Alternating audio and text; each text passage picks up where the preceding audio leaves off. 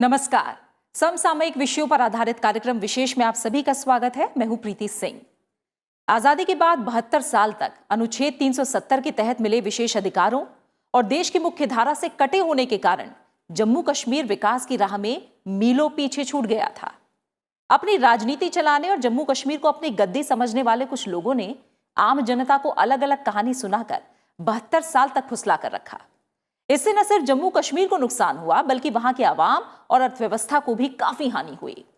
पिछले साल अगस्त में जब केंद्र सरकार ने जम्मू कश्मीर को मिले अनुच्छेद 370 के तहत विशेष अधिकारों को खत्म करने के साथ ही जम्मू कश्मीर पुनर्गठन विधेयक 2019 के तहत जम्मू कश्मीर और लद्दाख को केंद्र शासित प्रदेश का दर्जा दिया, तो इन दोनों केंद्र शासित प्रदेशों में विकास की एक नई राह चल पड़ी और अनुच्छेद 370 की आड़ में जो बातें कही जा रही थी वो बिल्कुल गलत साबित हुई। आज विशेष में बात होगी जम्मू कश्मीर और लद्दाख के इतिहास और संस्कृति के बारे में, साथ ही यहां रफ्तार पकड़ते विकास के बारे में। तो आइए शुरू करते हैं आज का विशेष।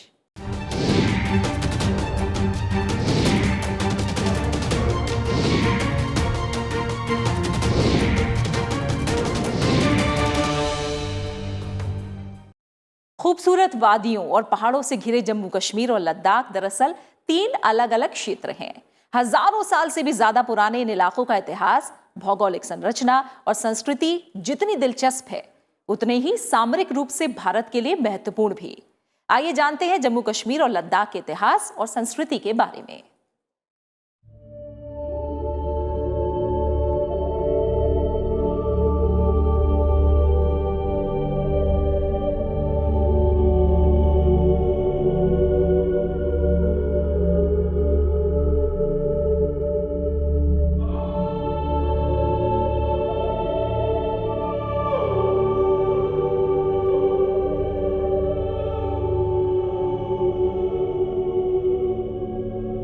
दशकों से आतंक के साए में जीने की मजबूरी, अपनी जमीन से उखड़ने का दर्द, डर के साए में दबी हुई आवाज, रोजी रोटी के लिए दिन रात की कश्मकश और विकास में पीछे छूट जाने का मलाल।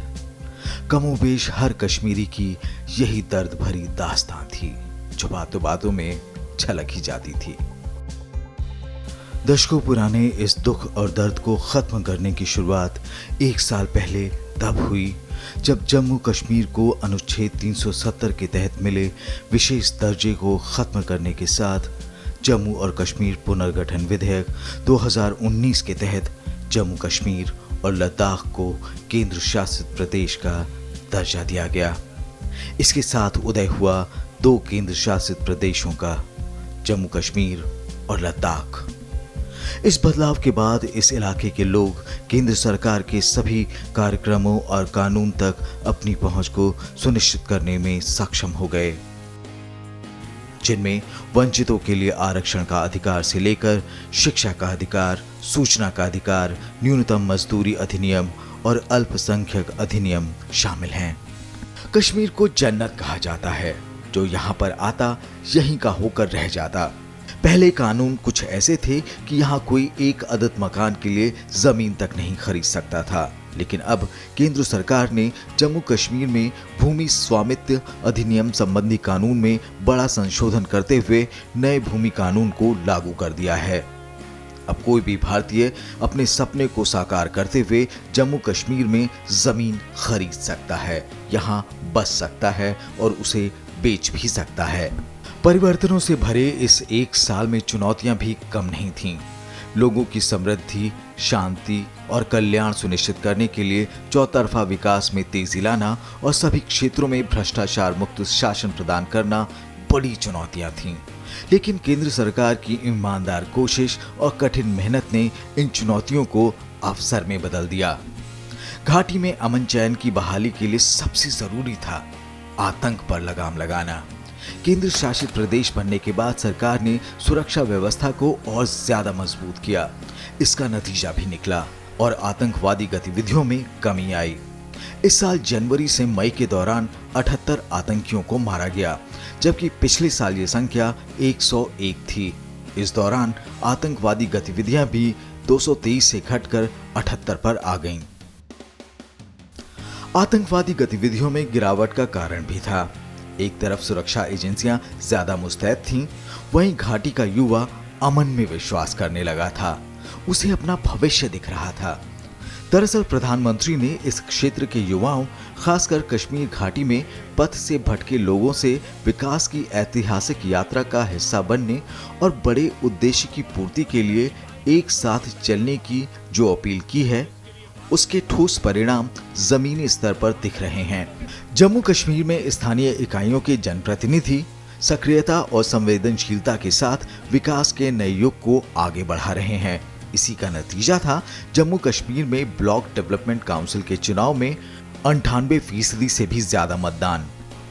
श्रीनगर में तो 100% मतदान हुआ। हालांकि कोरोना महामारी की वजह से पंचायत चुनाव को टालना पड़ा।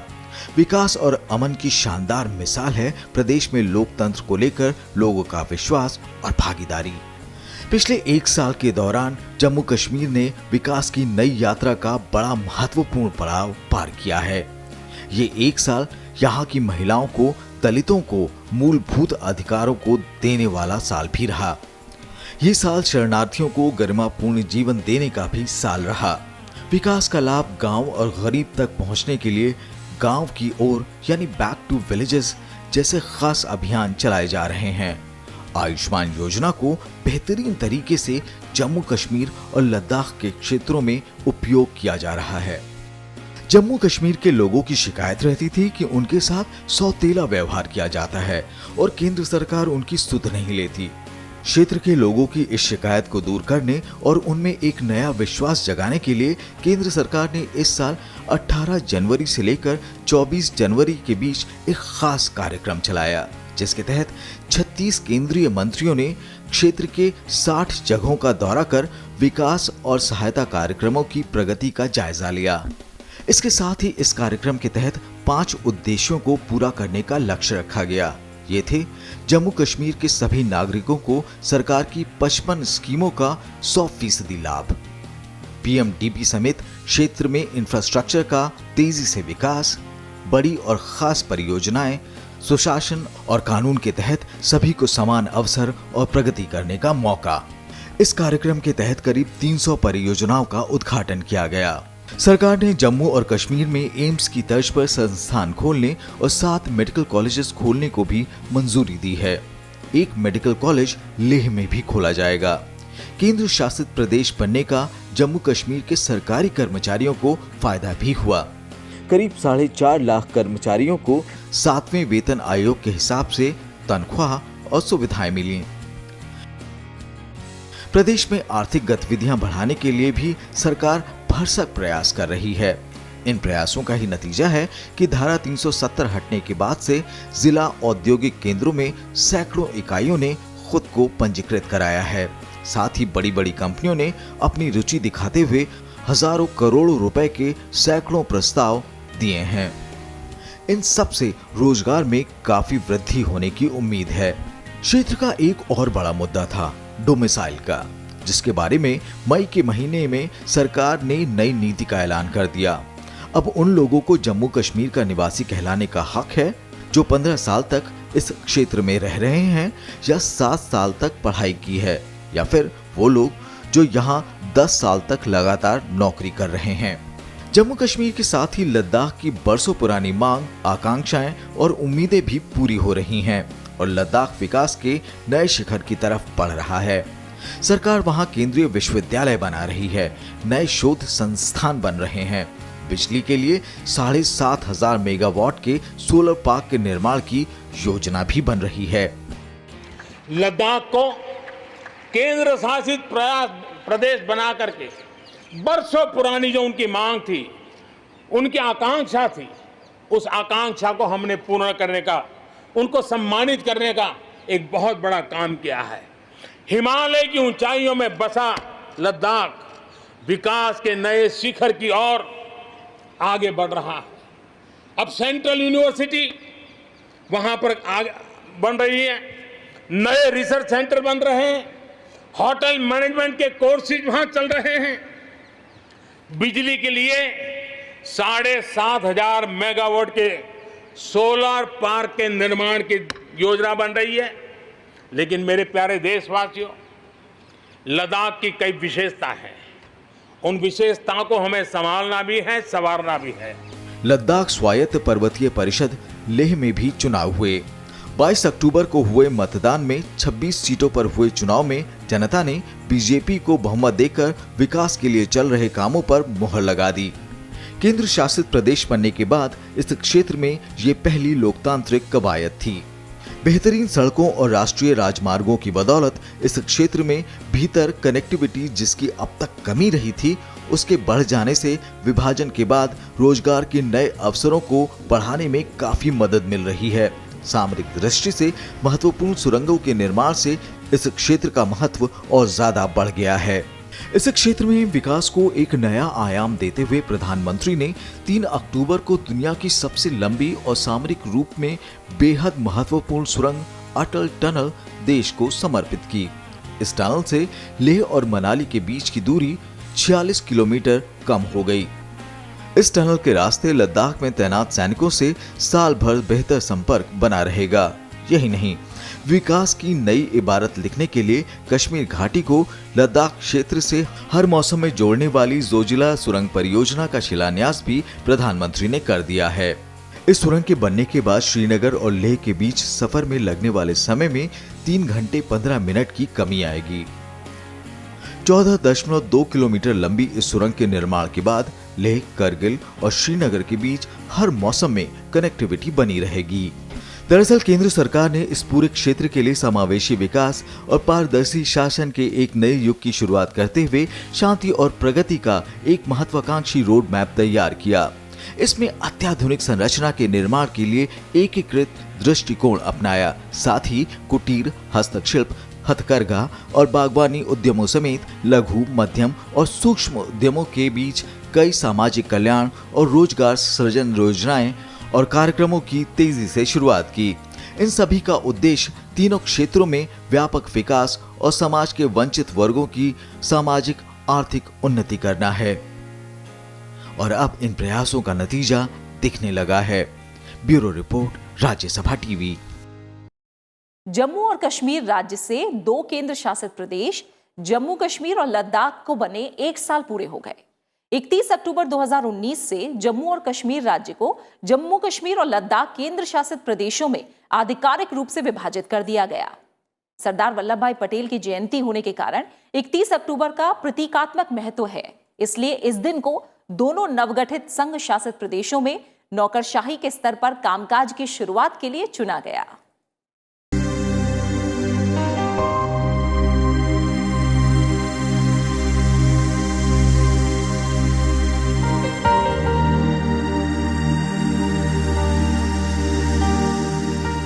इकतीस अक्टूबर 2019 ये देश के लिए ऐतिहासिक दिन है।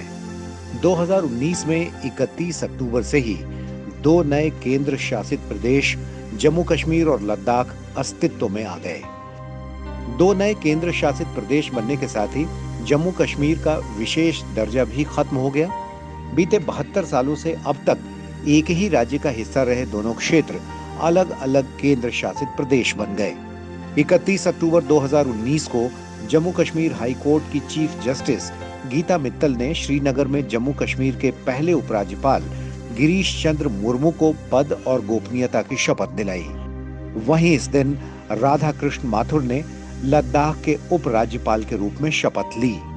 संसद से कानून पारित होने के बाद जम्मू और कश्मीर और लद्दाख अलग अलग 2 केंद्र शासित प्रदेश बने। पिछले साल अगस्त में जम्मू कश्मीर पर नरेंद्र मोदी सरकार ने ऐतिहासिक फैसला लिया। राष्ट्रपति के आदेश से जम्मू कश्मीर को विशेष राज्य का दर्जा देने वाला अनुच्छेद 370 हट गया है। इसके बाद केंद्रीय गृह मंत्री अमित शाह ने 5 अगस्त 2019 को राज्यसभा में जम्मू और कश्मीर पुनर्गठन विधेयक 2019 पेश किया। इसी दिन राज्यसभा से ये विधेयक पारित हो गया। इसके अगले दिन यानी 6 अगस्त 2019 को लोकसभा से ये विधेयक पारित हुआ। संसद में इस विधेयक पर चर्चा के दौरान गृह मंत्री अमित शाह ने सरकार के इस फैसले को ऐतिहासिक करार दिया। उन्होंने कहा था कि घाटी के लोगों को भी 21वीं सदी के साथ जीने का अधिकार है। अनुच्छेद 370 के कारण संसद से बने कानून वहां नहीं पहुंच पाते। गृह मंत्री ने कहा था कि केंद्र सरकार भारत के दूसरे हिस्सों की तरह घाटी का भी विकास सुनिश्चित करना चाहती है। 370 के कारण जम्मू कश्मीर में कभी भी लोकतंत्र परकोलेट नहीं हुआ। 370 और 35 के कारण भ्रष्टाचार बड़ा फला फूला, बड़ा पनपा और चरम सीमा पर पहुंचा। 370 और 35 के कारण ही गरीबी घर कर पूरे देश के अंदर विकास दिखाई पड़ता है। घाटी के गांवों को देखते हैं तब हृदय के अंदर संवेदना आती है, आंख में आंसू आते हैं कि आजादी के 70 साल के बाद ये क्यों गुर्बत में जी रहा है, क्यों गरीबी में जी रहा है। मान्यवर, वहां के आरोग्य को भी इतनी सुविधाएं नहीं मिली, आरोग्य की भी, उसका कारण भी 370 है। विकास नहीं हुआ, जम्मू कश्मीर के विकास में बाधक भी 370 है। शिक्षा लेने के लिए जम्मू कश्मीर के बच्चों को देश भर के शिक्षा संस्थानों में जाना पड़ता है, इसका भी कारण 370 है। ये 370 मान्यवर महिला विरोधी भी है, दलित विरोधी भी है, आदिवासी विरोधी भी है और आतंकवाद की जड़ भी 370 है। मैं देख रहा हूं अभी सामने, मगर मैं सब चीजों का डिटेल जवाब देना चाहता हूं मान्यवर। सबसे पहले मैं लोकतंत्र की बात करूंगा। इस देश के अंदर संविधान का 73वां और 74वां संशोधन आया, मगर चूंकि 370 थी वो जम्मू कश्मीर में अप्लाई नहीं हुआ। जम्मू कश्मीर राज्य का बंटवारा कर 2 केंद्र शासित प्रदेश बनाने के साथ ही वहां से आर्टिकल 35A भी हटा दिया गया। राष्ट्रपति ने 35A हटाने की मंजूरी दी। जम्मू कश्मीर से संबंधित अनुच्छेद 35A राज्य के लोगों की पहचान और उनके विशेष अधिकारों से संबंधित था। अनुच्छेद 35A के खत्म होने से राज्य के स्थायी निवासियों की दोहरी नागरिकता भी खत्म हो गई। अनुच्छेद 370 हटने और 2 अलग-अलग केंद्र शासित प्रदेश बनने के बाद जम्मू कश्मीर का अपना झंडा और अपना संविधान की व्यवस्था भी खत्म हो गई। सूबे से दोहरी नागरिकता खत्म हो गई। भारत का कोई भी नागरिक कश्मीर में स्थायी तौर पर रह सकता है और उसे कारोबार और अचल संपत्ति खरीदने का अधिकार मिल गया है। देश का कोई भी नागरिक जम्मू कश्मीर में सरकारी नौकरी हासिल कर सकता है। जम्मू कश्मीर में वोट का अधिकार सिर्फ वहां के स्थायी नागरिकों को था। अब दूसरे राज्य के लोग यहां चुनाव लड़ और वोट भी दे सकते हैं। जम्मू कश्मीर की महिलाओं के दूसरे राज्य के नागरिकों से शादी करने पर उसके अधिकार अब खत्म नहीं होंगे। संसद से पारित कानून अब जम्मू कश्मीर में सीधे लागू होंगे और उसे जम्मू कश्मीर विधानसभा से पास करने की मजबूरी खत्म हो गई है। सुप्रीम कोर्ट के आदेश को भी जम्मू कश्मीर में सीधे लागू करने में रुकावट नहीं होगी। जम्मू कश्मीर विधानसभा का कार्यकाल 5 साल कर दिया गया, जो पहले 6 साल का था। जम्मू कश्मीर में अब अनुच्छेद 356 और 360 लागू रहेगा। जम्मू कश्मीर में तिरंगे का अपमान करना अपराध होगा। अब तक इस पर किसी तरह की सजा नहीं थी। संविधान के मुताबिक जम्मू कश्मीर में अल्पसंख्यकों को आरक्षण का फायदा मिलेगा। शिक्षा का अधिकार और सूचना का अधिकार कानून जम्मू कश्मीर में लागू हो गया है। इन फैसलों को प्रधानमंत्री नरेंद्र मोदी ने जम्मू कश्मीर के लिए एक नई सुबह बताया था। उन्होंने कहा था कि जम्मू कश्मीर और लद्दाख के अलग अलग केंद्र शासित प्रदेश बनने से वहां के लोगों के अधिकार सुनिश्चित हो सकेंगे। समृद्धि के साथ साथ बेहतर विकास सुविधाओं का विस्तार भी होगा। Bureau report, Rajya Sabha TV. एक साल पहले जब केंद्र सरकार ने ऐतिहासिक, साहसिक और दूरदर्शी फैसला लेते हुए जम्मू कश्मीर पुनर्गठन विधेयक 2019 के तहत जम्मू कश्मीर और लद्दाख को केंद्र शासित प्रदेश का दर्जा दिया, तभी यह साफ हो गया था कि दशकों से विकास के क्षेत्र में पिछड़े इन इलाकों में शांति, प्रगति और समृद्धि की एक नए युग की शुरुआत होगी। और पिछले 1 साल में जम्मू कश्मीर और लद्दाख की फिजा में काफी बदलाव देखने को मिले हैं। आतंकवाद, अलगाववाद और भ्रष्ट नेताओं के चंगुल से निकलकर जम्मू कश्मीर और लद्दाख शांति और विकास के रास्ते पर चल पड़े हैं।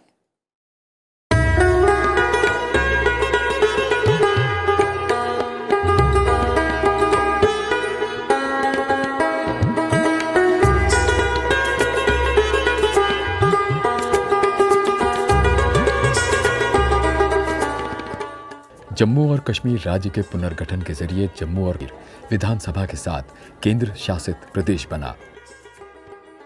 केंद्र शासित प्रदेश जम्मू और कश्मीर में कारगिल और लेह को छोड़कर तत्कालीन जम्मू और कश्मीर राज्य के बाकी हिस्सों को रखा गया।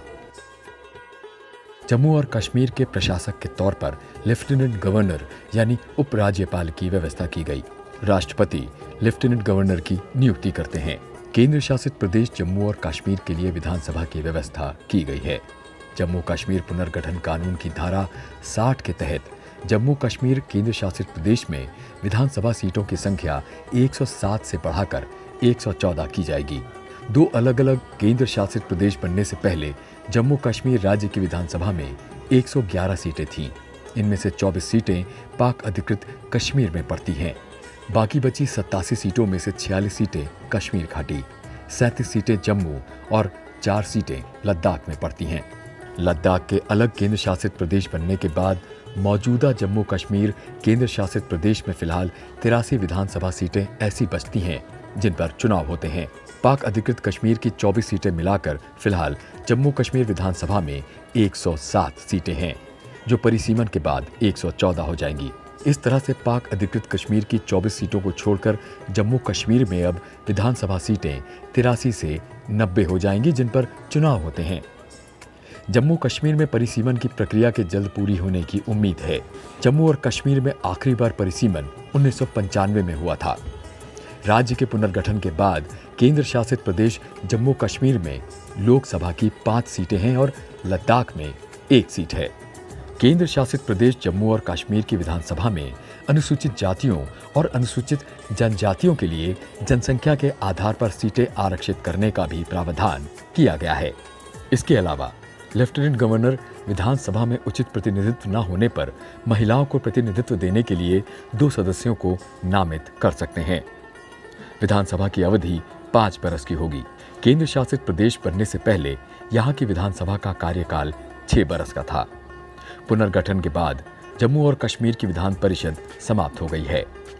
जम्मू कश्मीर को लोकसभा की 5 सीटें आवंटित की गईं। वहीं राज्यसभा की 4 सीटें जम्मू कश्मीर से हैं। जम्मू और कश्मीर उच्च न्यायालय लद्दाख के साथ ही जम्मू और कश्मीर केंद्र शासित प्रदेशों का साझा उच्च न्यायालय बन गया है। इसके अलावा जम्मू और कश्मीर के लिए एक एडवोकेट जनरल की भी व्यवस्था की गई है, जो केंद्र शासित प्रदेश की सरकार को कानूनी सलाह प्रदान करेगा।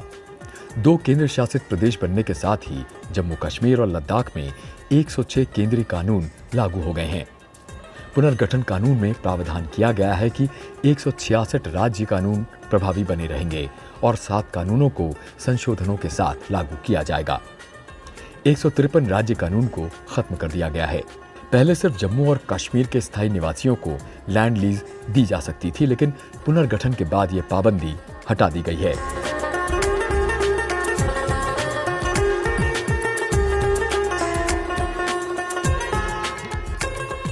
अब बात करते हैं लद्दाख की। लंबे वक्त से लद्दाख इलाके के लोग इसे केंद्र शासित प्रदेश बनाए जाने की मांग कर रहे थे। उनकी ये मांग 2019 में पूरी हो गई। 31 अक्टूबर 2019 से लद्दाख भारतीय नक्शे पर अलग केंद्र शासित प्रदेश के रूप में आ गया। लद्दाख विधानसभा के बिना केंद्र शासित प्रदेश बना। केंद्र शासित प्रदेश लद्दाख में कारगिल और लेह जिले को रखा गया। लद्दाख केंद्र शासित प्रदेश की प्रशासनिक व्यवस्था चंडीगढ़ के तर्ज पर रखी गई है। लद्दाख के लिए प्रशासक के तौर पर लेफ्टिनेंट गवर्नर यानी उपराज्यपाल की व्यवस्था की गई है। लद्दाख को लोकसभा की 1 सीट आवंटित की गई है। हालांकि लद्दाख के लिए विधानसभा की व्यवस्था नहीं की गई है, लेकिन इलाके के विकास में लद्दाख ऑटोनमस हिल डेवलपमेंट काउंसिल की बेहद अहम भूमिका है। 1993 में केंद्र और जम्मू कश्मीर की सरकार ने दार्जिलिंग की तर्ज पर लद्दाख में ऑटोनमस हिल डेवलपमेंट काउंसिल के गठन का फैसला किया था। ये स्वायत्त पहाड़ी परिषद है। इसके तहत इलाके का स्थानीय प्रशासन होता है। 1995 में लेह के लिए और सन 2003 में कारगिल जिले के लिए लद्दाख ऑटोनमस हिल डेवलपमेंट काउंसिल का गठन हुआ।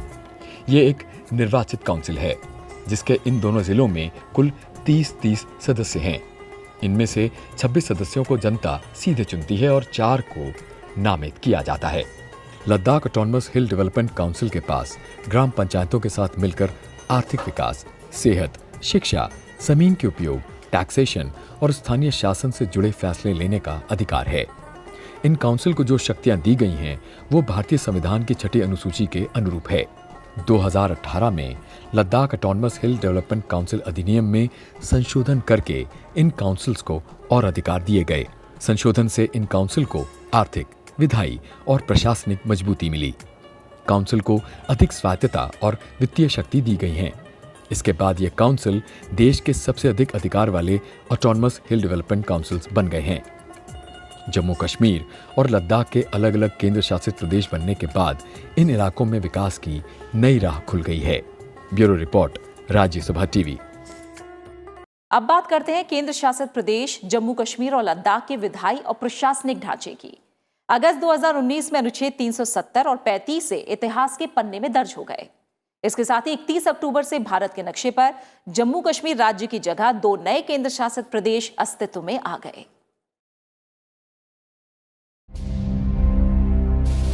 जून 1947 में जब भारतीय स्वतंत्रता अधिनियम 1947 पारित हुआ, तब ब्रिटिश भारत की रियासतें भी अंग्रेजों की गुलामी से आजाद हो गईं। इनमें जम्मू कश्मीर की रियासत भी शामिल थी। इस अधिनियम के तहत रियासतों को यह स्वतंत्रता दी गई कि वे चाहें तो भारत के साथ रहें या पाकिस्तान के। आजादी के वक्त कश्मीर के शासक महाराजा हरि सिंह थे। वे भारत पाकिस्तान दोनों से यथास्थिति समझौता यानी स्टैंड स्टिल अग्रीमेंट के पक्ष में थे और स्वतंत्र रियासत के महाराजा बने रहना चाहते थे। इस बीच पाकिस्तान ने कबायलियों के वेश में 22 अक्टूबर 1947 को जम्मू कश्मीर पर आक्रमण कर दिया। पाकिस्तानियों से बचने के लिए महाराजा हरि सिंह ने 24 अक्टूबर 1947 को भारत सरकार से मदद मांगी और भारत के विलय के मसौदे पर हस्ताक्षर करने का निर्णय लिया। इसके बाद 26 अक्टूबर 1947 को महाराजा हरि सिंह ने कश्मीर रियासत का उसी वैधानिक विलय पत्र द्वारा भारत में विलय किया, जिसके आधार पर शेष सभी रियासतों का भारत में विलय हुआ था। इसके बाद साल 1950 में भारत के संविधान की पहली अनुसूची में भाग ख राज्य में जम्मू कश्मीर को शामिल किया गया। भारत में विलय के बाद शेख अब्दुल्ला मार्च 1948 में जम्मू कश्मीर के वजीर आजम यानी प्रधानमंत्री बने। हालांकि शेख अब्दुल्ला की पार्टी नेशनल कॉन्फ्रेंस का आंदोलन और महाराजा हरि सिंह के खिलाफ असंतोष को देखते हुए भारत सरकार ने ये घोषित किया कि जम्मू कश्मीर के लोग अपनी संविधान सभा के माध्यम से कार्य करते हुए अंतिम रूप से निर्णय करेंगे कि राज्य का संविधान क्या होगा। इसके बाद साल 1951 में राज्य की 75 सदस्यीय संविधान सभा का गठन हुआ, जिसने फरवरी 1954 में जम्मू कश्मीर के भारत में विलय की पुष्टि की। इसके बाद जम्मू कश्मीर का संविधान 17 नवंबर 1956 को स्वीकार किया गया और 26 जनवरी 1957 से लागू हो गया। रियासत के संविधान के अनुच्छेद 26 के मुताबिक राज्यपाल ही राज्य का प्रमुख होता था। हालांकि इस संविधान के तहत 1965 तक राज्य में अपना अलग सदर रियासत होता था। साल 1965 में जम्मू कश्मीर के पहले मुख्यमंत्री गुलाम मोहम्मद सादिक बने। केंद्र शासित प्रदेश बनने से पहले जम्मू कश्मीर देश का अकेला ऐसा राज्य था जिसके पास अपना अलग संविधान था। जम्मू कश्मीर के भारत में विलय के साथ ही भारतीय संविधान में अनुच्छेद 370 जुड़ गया। अनुच्छेद 370 ए में दिए गए अधिकारों के तहत जम्मू कश्मीर के संविधान सभा की मंजूरी के बाद नवंबर 1952 में भारत के राष्ट्रपति ने अनुच्छेद 370 को राज्य में लागू करने का आदेश दिया। वहीं मई 1954 में तत्कालीन राष्ट्रपति डॉक्टर राजेंद्र प्रसाद ने एक आदेश पारित किया। इस आदेश के जरिए भारत के संविधान में धारा 370 के साथ अनुच्छेद 35 ए को जोड़ा गया। अनुच्छेद 370 जम्मू कश्मीर को विशेषाधिकार देता था। इस अनुच्छेद के लागू होने के बाद केंद्र सरकार की शक्तियां जम्मू कश्मीर में सीमित हो गईं। इसके बाद से केंद्र सरकार जम्मू कश्मीर में केवल विदेश, संचार और सुरक्षा, जिसमें आंतरिक सुरक्षा भी शामिल थी, जैसे विषयों पर कानून बनाने का अधिकार रखती थी। इसके तहत केंद्रीय और समवर्ती सूची के शेष विषयों पर संसद द्वारा पारित कानून तभी लागू होते थे जब जम्मू कश्मीर विधानसभा की सहमति प्राप्त होने के बाद राष्ट्रपति आदेश पारित करते थे। इसके अलावा अवशिष्ट शक्तियां भी जम्मू कश्मीर राज्य के पास ही निहित रहती थीं। जम्मू कश्मीर में अनुच्छेद 370 की विशेष स्थिति को समाप्त करने की मांग हमेशा से उठती रही थी। राष्ट्रपति रामनाथ कोविंद ने 5 अगस्त 2019 को जम्मू कश्मीर से अनुच्छेद 370 को खत्म करने का आदेश जारी कर दिया। इसके बाद सरकार ने जम्मू कश्मीर को 2 हिस्सों में बांटकर जम्मू कश्मीर और लद्दाख को केंद्र शासित प्रदेश बनाने का फैसला किया। वहीं केंद्र शासित प्रदेश लद्दाख के इतिहास की बात करें तो उत्तर में काराकोरम और दक्षिण में हिमालय पर्वत की चोटियों से घिरा खूबसूरत लद्दाख 2000 सालों का इतिहास समेटे अपने आप में अनोखा है। इसके उत्तर में चीन और पूरब में तिब्बत की सीमाएं हैं। 17वीं सदी के अंत में तिब्बत के साथ विवाद के चलते लद्दाख ने खुद को भूटान के साथ जोड़ा था, लेकिन कश्मीर के डोगरा शासकों ने इसे 19वीं सदी में जीत लिया। इसके बाद से ये कश्मीर का हिस्सा बना रहा। 1947 में देश को आजादी मिलने के बाद कश्मीर के महाराजा हरि सिंह ने भारत के साथ विलय का फैसला लिया और इस तरह लद्दाख भी जम्मू कश्मीर के हिस्से के तौर पर भारत का अभिन्न अंग बन गया। ज्यादातर तिब्बती, बौद्ध और हिंदू आबादी वाले लद्दाख के लोग आजादी के बाद से ही इस क्षेत्र के विकास की बाट जोह रहे थे और समय समय पर लद्दाख को जम्मू कश्मीर से अलग करने की अपनी मांग केंद्र सरकार के सामने भी रखते रहे। दशकों से लंबित उनकी यह मांग 31 अक्टूबर 2019 को पूरी हो गई, जब लद्दाख को जम्मू कश्मीर से अलग कर एक नया केंद्र शासित प्रदेश बनाया गया। Bureau report, Rajya Sabha TV.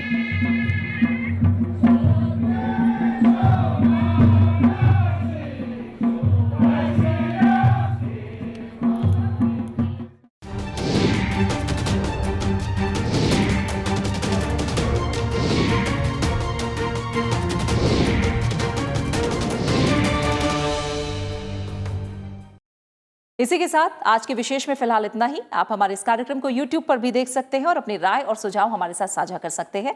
इनका हम बेसब्री से इंतजार करते हैं। बने रहिए राज्यसभा टीवी के साथ। नमस्कार।